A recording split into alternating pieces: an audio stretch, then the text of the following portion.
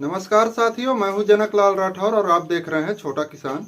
साथियों, कई दिनों से कमेंट आ रहा है कि सर पोटास का आप जैविक विकल्प बताइए, क्योंकि मार्केट पर पोटास का आप अगर मूल्य देखोगे तो लगभग 1700 से ऊपर प्रति बोरी आपको देखने को मिलेगा। और हालांकि ऐसा भी नहीं है कि हमारी मिट्टी पर पोटास की कमी है। मिट्टी पर पोटास की बहुत अधिक मात्रा है, लेकिन वह जो पौधों को उपलब्ध हो जाए उस स्थिति पर नहीं है। मतलब पौधों को उपलब्ध होने की स्थिति पर नहीं होने के कारण हमको एक्स्ट्रा पोटास डालना पड़ता है, और वह पोटास भी लगभग 25 से 30% ही यूज होता है। उसके अलावा जो अपना बचता है वह भी भूमि पर स्थिर हो जाता है।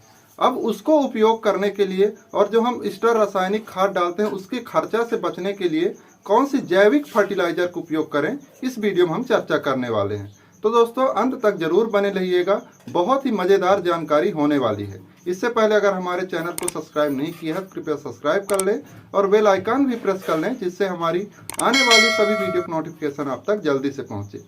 जो मैंने पोटास का बताया, पोटेशियम में आपको 4 विकल्प है जो जैविक में है, जिसको आप उपलब्धता मिट्टी पर बढ़ा सकते हैं। वह है, पहला है, आप अगर जानते होंगे तो KSB कल्चर, इसको पोटेशियम सोल्युबलाइजिंग बैक्टीरिया या फिर KMB कल्चर भी बोलते हैं, पोटेशियम मोबिलाइजिंग बैक्टीरिया। दूसरा है केले का छिलका। अगर आपने सुना होगा तो केला का छिलका बहुत ही भरपूर रिच मात्रा होता है पोटेशियम का, और अन्य अधिक सूक्ष्म पोषक तत्व भी उसमें पाए जाते हैं।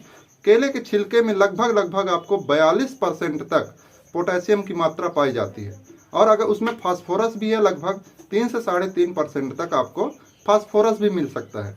अगला, अगर मैं राख में जाऊं तो जो वुड ऐश है उसको तो ऐसे खेती के लिए उपयोग कर पाना संभव नहीं होता, क्योंकि इतना सारा लकड़ी का राख इकट्ठा करना नामुमकिन सा है। लेकिन फिर भी आप किचन गार्डनिंग में अपने छोटे छोटे पौधों पर उपयोग कर सकते हैं, तो उसमें लगभग आपको 10% के आसपास पोटास की मात्रा देखने को मिलता है, और उसमें कैल्शियम भी होता है, अन्य सूक्ष्म पोषक तत्व भी थोड़े मात्रा में होते हैं।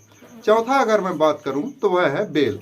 बेल आप जानते होंगे, जिसकी आप 3 पत्ती भगवान शिव का बहुत प्यारा है। आप बेल का फल, उसका पका हुआ फल, उसका गूदा का आप उपयोग कर सकते हैं पोटास के लिए, अपने पौधों को पूर्ति कराने के लिए। अब चलिए थोड़ा चर्चा करते हैं डिटेल पर कि किस प्रकार से हम अपने पौधों को पोटेशियम की मात्रा जैविक तरीके से उपलब्ध कराएं, जो मिट्टी पर है उसको उपलब्ध कराएं, जिससे हमें एक्स्ट्रा पोटास ना डालना पड़े। सबसे पहले हमने बात किया था KSB कल्चर या KMB कल्चर का। अब इसको आप 4 प्रकार से उपयोग कर सकते हैं। वो कौन कौन सा है?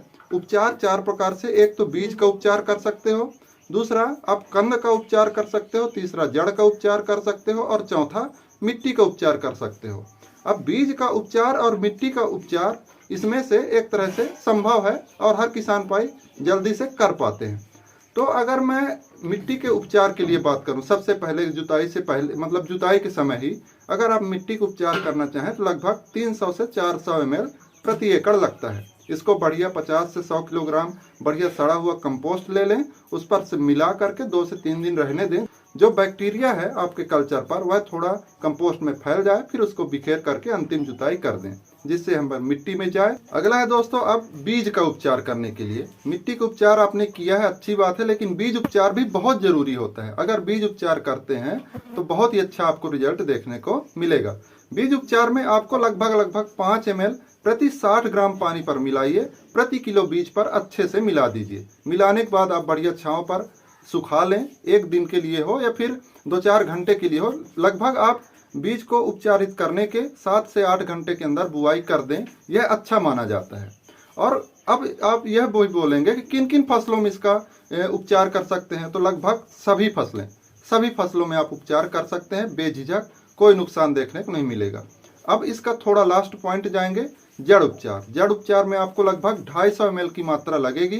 250 ml लगभग 3 से 4 लीटर पानी पर मिलाएं, और उसके बाद आप जो ट्रांसप्लांटिंग वाले आपके पौधे हैं, जो नर्सरी है, उसकी जड़ को उखाड़ करके उसमें 20 से 25 मिनट तक डुबा दें। उसके बाद आप ट्रांसप्लांटिंग कर दें।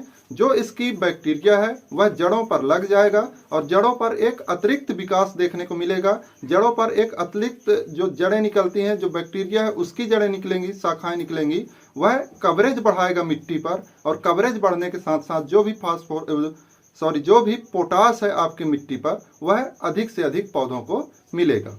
दोस्तों, अब अगला बात करते हैं इसके बाद केएसबी के बाद हमने बोला था केला के छिलका।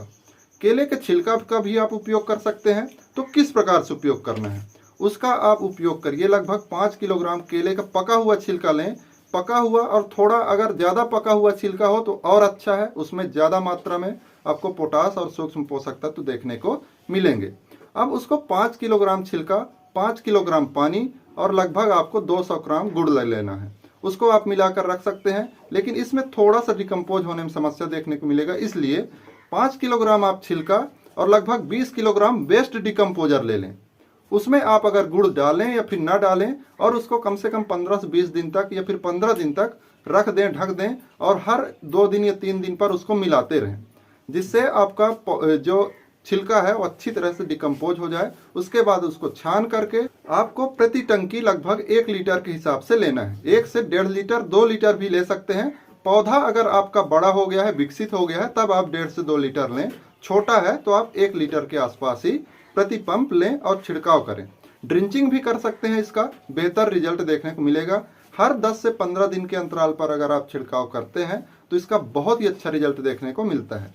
अगला मैं बात किया था वुड ऐश, मतलब कि लकड़ी की राख। लकड़ी की राख जो मैंने पहले ही बताया था कि खेती पे पूरी तरह से उपयोग कर पाना संभव नहीं होता है, फिर भी अगर आप कर पा रहे हैं तो मिट्टी का पीएच 7 से अधिक नहीं होना चाहिए। अगर 7 से अधिक मिट्टी का पीएच है तब आप इसका उपयोग ना करें, क्योंकि यह कैल्शियम से भरपूर होता है और यह मिट्टी की पीएच बढ़ाने का काम करता है, जिससे आपकी फसल पर उत्पादन क्षमता भी प्रभावित हो सकती है। मिट्टी का पीएच बढ़ेगा, इसलिए 7 से अगर कम है तब उपयोग करें। और लगभग इसमें लगभग 10% तक पोटास की मात्रा पाई जाती है। अब दोस्तों अगला हमने बात किया था बेल का गूदा। पका हुआ बेल का गूदा आपको लेना है लगभग 5 किलोग्राम। इसको 5 किलोग्राम पानी पर बढ़िया मिला करके और 200 ग्राम गुड़ और उसको बढ़िया से पकने दीजिए, मतलब कि रहने दीजिए लगभग 15 दिन तक। 10 से 15 दिन तक आप बढ़िया सड़ने दीजिए, पकने दीजिए। उसमें से आपको बढ़िया मीठा सुगंध जब आने लग जाएगा तब आपको उस मिश्रण को लगभग 200 लीटर पानी पर मिला करके और प्रति एकड़ आप छिड़काव कर सकते हैं, ड्रिंचिंग कर सकते हैं। इस पर भी आपको बहुत ही अच्छी पोटास की मात्रा देखने को मिलती है। तो दोस्तों हमने इस वीडियो में चर्चा किया है कुछ 4 चीज़ें जो कि पोटास का, रासायनिक पोटास का विकल्प हो सकता है और आपको खेती पर बहुत ही अच्छा कारगर फायदे के लिए साबित हो सकता है। तो हमने 4 बात किया है। आपको यह जानकारी कैसी लगी कमेंट बॉक्स पर जरूर बताएं। अगर अच्छी लगी हो तो लाइक करें, शेयर करें और चैनल पर नए हो तो सब्सक्राइब करना ना भूलें। मिलते हैं अगली वीडियो में एक नई जानकारी के साथ। तब तक के लिए धन्यवाद। जय हिंद, जय भारत, जय किसान।